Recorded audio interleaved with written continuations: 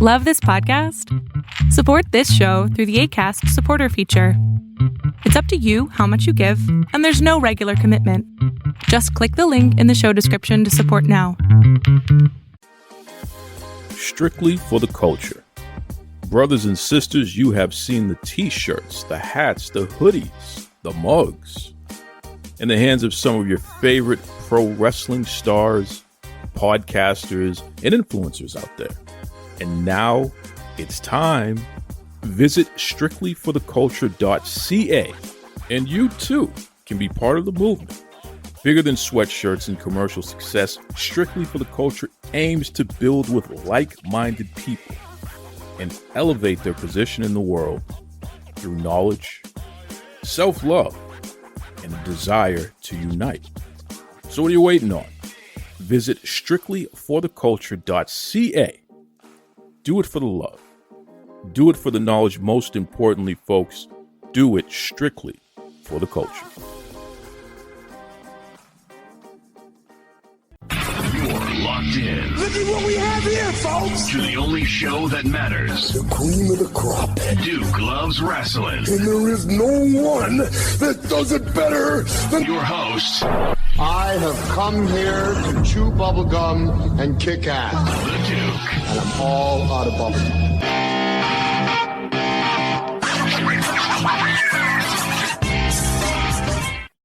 This is the young Professor Matt Grafer, Chief Potassium Enthusiast for the Savannah Bananas, and you are listening to Duke Loves Rasslin.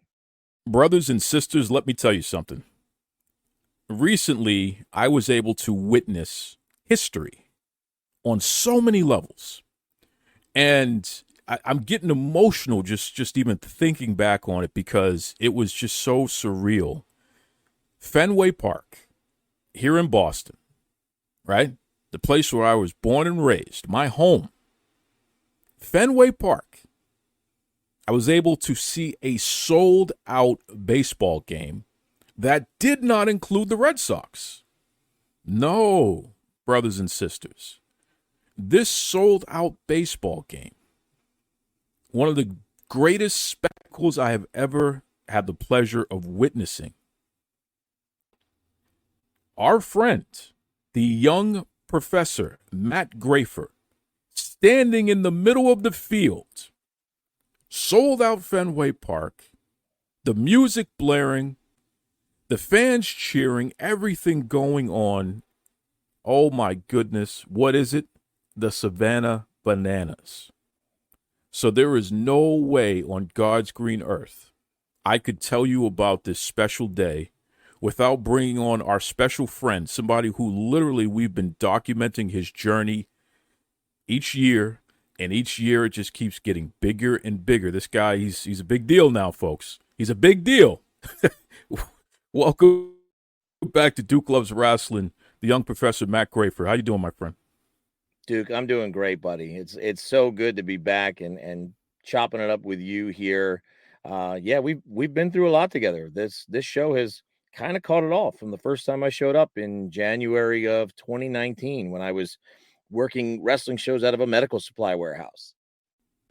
And now you last saw me at Fenway Park standing in the middle of one of the most historic sports venues in the entire world in front of nearly 38,000 people. It has come a long way. It's interesting because even before that, we saw you on Monday Night Raw, which is just crazy. You and a bunch of the folks from the Savannah Bananas, you're at Raw.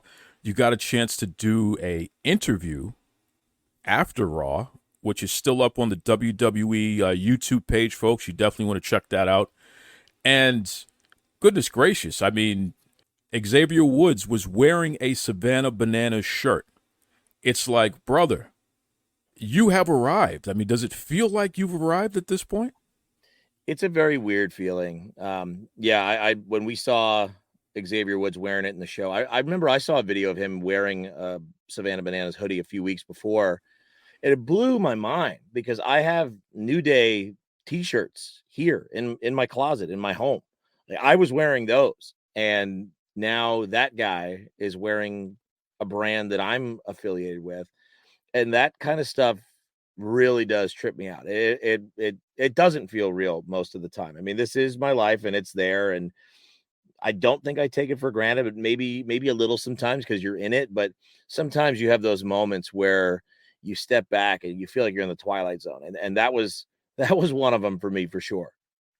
You know, your hard work through pro wrestling got you to the Savannah Bananas, and then your hard work through the Savannah Bananas got you to Monday Night Raw.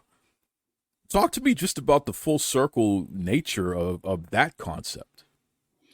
It's weird, but it's not unsurprising when you think about how this all works, and you look at how the WWE recruits their talent, and it rarely comes from a direct path.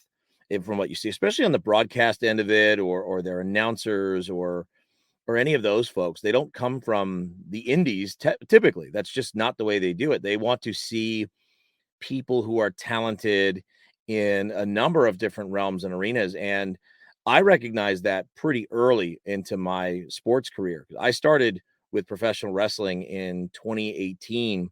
I was working for a promotion that was around at the time called Go Wrestle, based out of Daytona Beach. And within that same year, I started working as an on-field host for the Jacksonville Sharks, an arena football team. So I was splitting my time really between those two things. I was still hosting live trivia nights in bars and restaurants. And then I just started adding more and more. It was MMA, it was art battles, it was DJing, it was emceeing. I did the World Cup of professional paintball. That's a huge thing that I had no idea even existed. I realized early on that the value of me as a performer was not in trying to stay in one area. It was trying to take that same skill set, refine it, and put it into as many versatile situations as I could, to kind of maximize my value and show that I could really do things anywhere. That's what wound up leading me to the Bananas, which has made me better than I could have ever imagined, just because of what we do. The nature of what we do enables someone in my position to do so much and to be so creative and to really get some significant, meaningful reps in that the WWE would even consider having a chat with me on any of their platforms. And so it was a very surreal moment. But when you think about, again, how they go about their recruitment process and how they go on putting people on, especially in those roles, it kind of makes sense at the same time. You know, I wonder about your family, because they've been with you throughout the journey. So it's like, okay, Dad's going to be doing this wrestling gig thing. That's cool. You know, he's a professor. He's a trivia host, what have you. Now he's doing the wrestling thing. And then, you know, obviously you've done other sports. But then the Savannah Bananas come along, and it's like, okay, Dad's doing this baseball thing. And what is this baseball thing? The Savannah Bananas, and this is kind of wacky. Okay, it's entertainment, sure. But like, dude, you've been on ESPN. Like you're selling out Major League Baseball stadiums. Like you're about to embark on a world tour eventually. This is like crazy when you look at how big this thing has grown in such a short amount of time that you've been with them. How's the family receiving all this? I think they've received it pretty well as they can. Certainly, this is not something that any of us had anticipated when I started any of it. I mean, I literally started as a trivia host just to make more money. I had gotten laid off from my professor job, my first professor job. They got rid of my program, and I took a crummy sales job that was awful and was like a significant pay cut. And I needed to make up the difference somewhere. I have 4 kids. It's those of you that are raising families, those of you living alone, you know how expensive it is. So add 4 kids and all that to the mix. The bills need to get paid somehow. And so I had always wanted to host trivia. I used to like playing the games. So I started that, and that took a lot of my nights and a lot of my time away from my family, but they knew it was necessary. And you start adding all of this other stuff over the years. It has just evolved. In some ways, they've grown accustomed to it. In other ways, it's harder now than ever, because most of what I did was pretty close to home for a long time. Like even when I would do gigs, I literally used to do more gigs. I used to do over 200 events per year. I mean, I've come on your show talking about that and checking in around this time of the year, halfway through, saying I've worked 100 something events this year. I haven't this year in 2024, but I've worked in front of more people than I've ever worked in front of already in those 6 months. And so I'm not working as many events, but I'm on the road more than ever. I'm in a different city every week. I was just in Nashville. I'm getting ready to go to Las Vegas this weekend. I'm going to Indianapolis the weekend after that. I'll be in Buffalo, New York. I mean, the list goes on. And that is challenging for my family. And especially when they're in school and my wife and I are like ships passing in the night, it's definitely a challenge. And you hear those stories about wrestlers in particular. That's always where my frame of reference is these guys being on the road and how did it affect their families?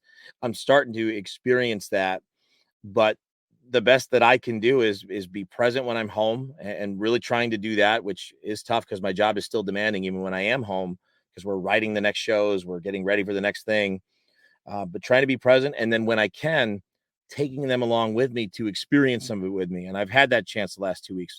We drove up together to Boston and got to experience what Boston has to offer. And they got to experience that show at Fenway Park that was historic for so many reasons. And then they came with me to Nashville and they all got to work the games. My older kids got to work and get paid. My younger kids got to be the bat boy and the bat girl for the Bananas and the firefighters teams.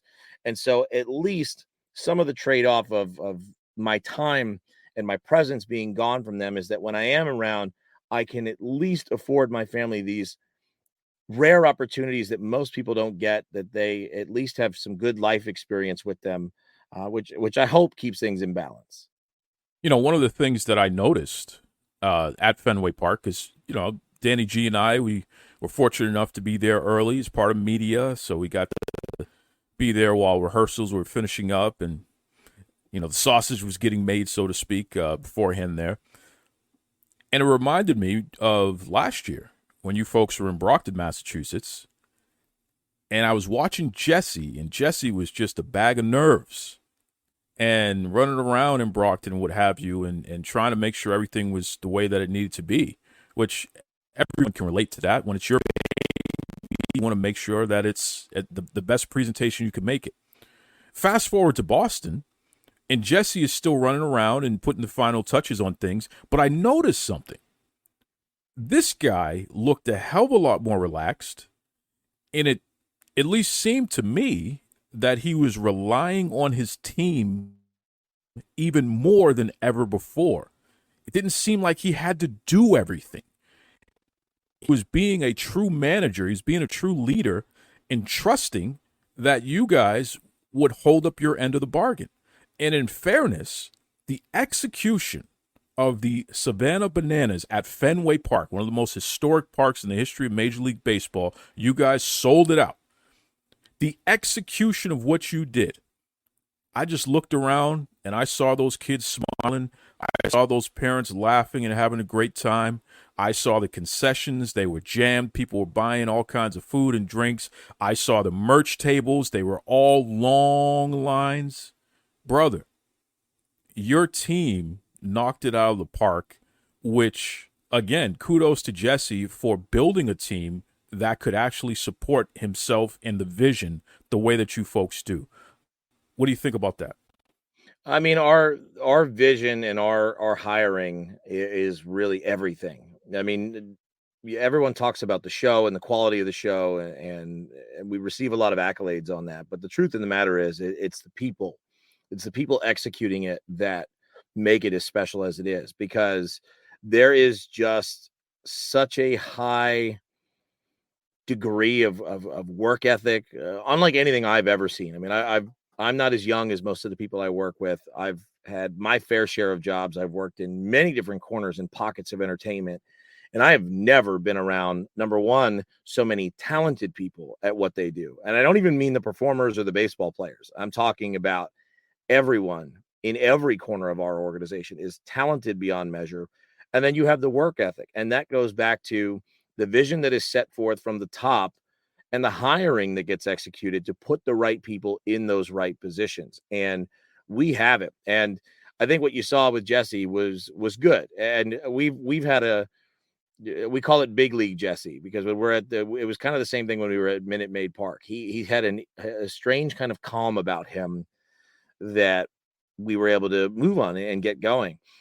He's still Jesse. He still is a perfectionist. He still wants to have his hand in everything, which, I mean, I get it. I understand it. I mean, this thing, he doesn't like to take all the credit, but without him, this all doesn't happen. He's a lightning rod for talent and for ideas and for execution. And he has this tremendous need to be involved on as many things as he can, because he is our visionary. And he, we still see that a lot from him, but at these big league ballparks, it almost seems like he does step back, and this way he can kind of maybe enjoy it himself and let us do what we do. And we've only done it twice so far, 2 big league ballparks, but I think we've done a pretty good job of doing things the way that he would want us to do it, so that we could provide this kind of experience that you and so many others have had to have at these 2 big league ballparks so far. It's been excellent. I mean, legitimately, it's my favorite show on earth right now. I think that you folks could argue it's the greatest show on earth, ironically, right now. It's just the mixture of entertaining and just everything that you could need to have a good time. There's no way you could go to a Savannah Bananas game and not have a good time. It's impossible. And it doesn't matter who you are. It doesn't matter how old you are, from a baby all the way to grandparents. Everybody can have a good time at something like this, for sure. Professor, why don't you let everybody know what's the best way that they can keep up with the Savannah Bananas and yourself? God, just type the Savannah Bananas into any search bar you got, and it doesn't matter what the platform is, and you will find a plethora of content that you can dive down the rabbit hole to experience. But most of our handles are at the Sav Bananas across most platforms. For me in particular, my platform, all the platforms you can find me on, it is at Young Professor G. And as the Bananas like to say, Duke, I know we're talking about how far we've come and where we're at, and hitting a place like Fenway Park. We believe it, and I think it's true. We are still in the first inning of this thing, and we have a long way to go.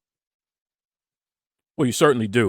It's amazing, because in the first inning, you're crushing it. So you've only just begun, and it's I'm just proud, man. I'm proud of all of you. I'm proud of you in particular. In fact, let's close it on this, Professor.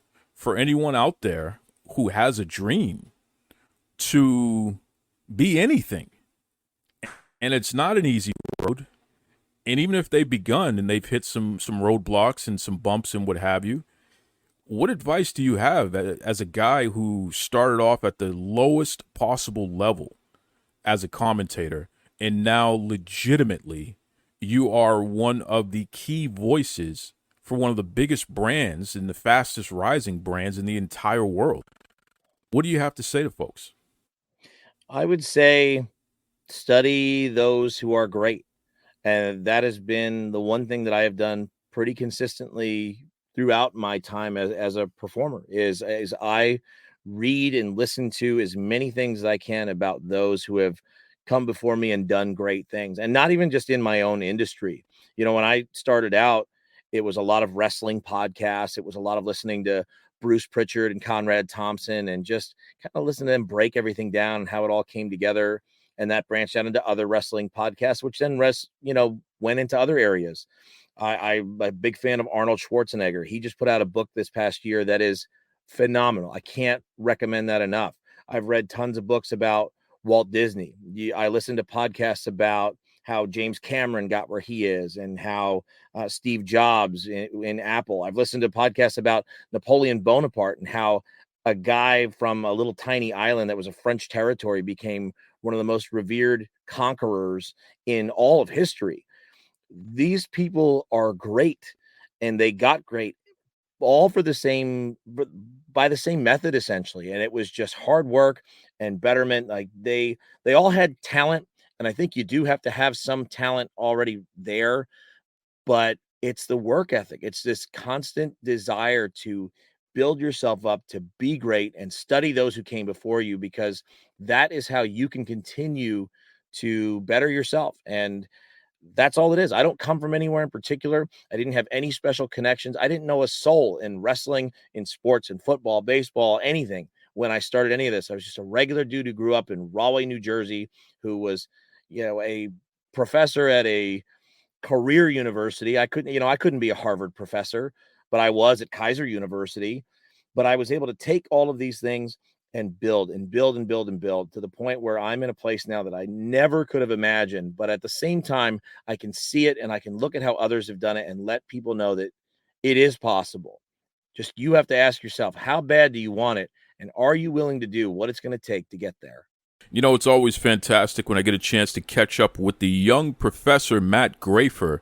Just a great dude, has continued to accomplish all of his dreams, and it's fantastic. Just when you think you've seen the last of him, it's like, don't believe me, just watch. He comes back even bigger, even better, and that's what's just great about a show like Duke Loves Rasslin, because, again, we document this stuff, so you get to see it. I'm going to make a Matt Grafer mega mix. I'm going to get that done before the summer is over. Just going to take everything that we've done, put it in sequential order, and put it on YouTube in its own little playlist so you can hear all of the transitions that this guy has had through the years. It's fascinating. It really is. So I'm going to make that a playlist there so you can hear it. It's cool. Historic day at Fenway Park. Savannah Bananas versus the Party Animals. It was just unbelievable. Again, seeing the crowd, especially the children, having a great time, the parents loving it. It was just magical. It really was. And it was a great thing to share with our man, Danny G. Danny G is just a regular guy from New England, hardworking guy, family guy. The fact that he was able to be out there on the field at Fenway Park with me, as press, special invited guests here. We're working, of course, but to experience something like that from that perspective is just tremendous. And I'm glad, once again, Danny G was able to experience that with me. He was FaceTiming his family and all this stuff there. I mean, it was awesome. It really was awesome. So we did get a lot of footage. Definitely I'll be putting out various videos on social media as time goes by. The audio itself is tough, so I had to make some decisions here because, listen, folks, we were doing interviews during sound check, and music is playing in the background. If I air that stuff with the music, I'm probably going to get a copyright strike. I don't think there's any doubt about that. Both YouTube and Facebook, they're probably going to try to whack me on that. So I cleaned up as much as I could, and I'm going to air some of the conversations that we had, including a little bit of Danny G and I speaking. So please forgive me for the audio. The volume might seem a little low because there's so much noise in the background. Once again, this is Fenway Park. We were there. I do want to get some of this stuff on this episode, though, because, again, historic stuff, great stuff, and you can hear the excitement in everyone's voice in real time there, which is really, really cool. So take a listen to a couple of interviews, and then Danny G and I are going to take us out with some thoughts on the Savannah Bananas being at Fenway Park. That's right. We are back here with the top banana himself, the head banana himself, Jesse. He is back home and he's at Fenway Park. How you feeling? It's a special night for me, obviously growing up here, but so many people, all the players that dreams of playing here, and now to be here it's beyond words.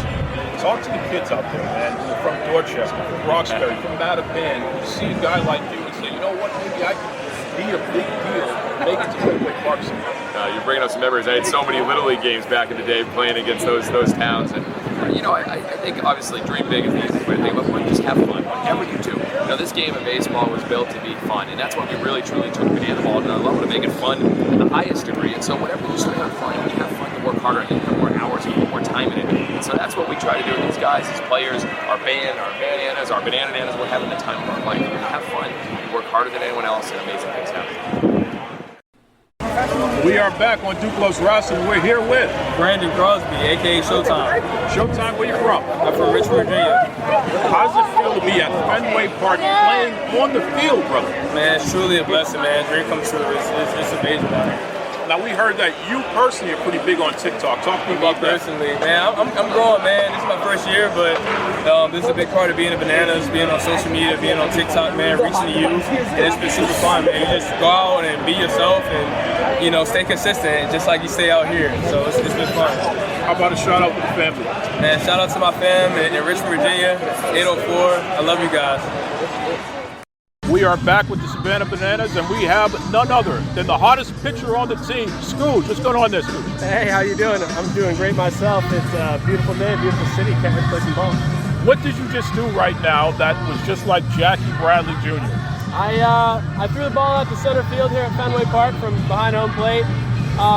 It's a video that I've basically been trying to recreate all year. Everybody says, oh, this has nothing on Jackie Bradley Jr.'s throw, so I figured I had to come here and see if I could do it for myself, and I did. Now, word on the street is that the party animals are not going to be embarrassed here at Fenway Park. They plan on knocking the Savannah Bananas out. What do you say to that? I'd say just check the scoreboard of the last time we played at a big league park. You know, I think we were ready for it. I don't think they know what's coming tonight. How about a shout out to the family? Oh yeah, shout out Mama and Papa Skuija. I wish they were here. They couldn't make it tonight, but yeah, I know they're at home supporting me. That's for dang sure. All right, this is the Duke from Duke Loves Rasslin. We are here on assignment at Fenway Park for the Savannah Bananas. You got that right. And we have with us here the man, the myth, the legend, Mr. Media Relations. He makes it all go round. Sam, the man, Bauman. How you doing there, Sam? Oh, I am doing great. I'm in Boston. The weather's beautiful, and we're ready for a great game. You sure are. Now listen, tell me about the best part of the Savannah Bananas being here at Fenway Park. Oh my gosh, I think the most exciting thing for me is what it means to the guys on the team out here. Obviously, everybody's thrilled to be here in Fenway, but knowing some of these guys who as kids played this sport, grew up dreaming of playing on fields like this, and knowing they get to come out here in one of the most iconic fields in the entire country and all of baseball and play to a sold-out crowd, it gives you chills just thinking about what it means to these guys. Now, we know that the Savannah Bananas are a little bit based on WWE wrestling, you know, the showmanship and what have you. Who is your favorite pro wrestler? Oh, man, you know what? That's a great question. I'd have to go a guy who joined us on tour earlier this year, John Cena. I mean, not only a talented wrestler, but a heck of a guy. We talk about fans first all the time. When he came out to our game in Tampa this year, he took pictures with every single one of our players, staff members. The guy took time and he performed. He went out on the field and put on a show for everybody. There is a reason why we call him Sam the Man. Sam, thank you very much, and God bless you and the Savannah Bananas. It's an honor. Thanks for having me. All right, it's the Duke here with Danny G. We are live from Fenway Park. Danny G, what do you think of the excitement here? This is like something you've never ever seen before. We're in the stadium. It's 2 hours before the game even starts, and I'd say the stadium is about a third full already. It's loud. It's exciting. It's nuts. It's a family atmosphere that I've never experienced in my life. It's crazy. The Savannah Bananas legitimately selling out Fenway Park. Could you ever imagine something like this at Fenway Park? Well, this year they're definitely going to sell more tickets than the Red Sox, that's for sure. But no, normally, I mean, years ago, nothing like this would have ever done that. But now, you know, with the social media presence that they have, this is incredible.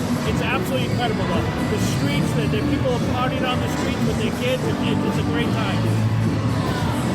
What do you have to say to your family, Danny G? Shout out to my boys. I called my son from the field at Fenway today, so you know I'm sure he's a little bit jealous, but you know, shout out to all my family, my hot wife, and everybody else out there. Till next time, be kind to yourselves and be kind to others. Take it away, Tony Schiavone. This is Tony Schiavone, and we're desperately out of time on Duke Loves Rasslin.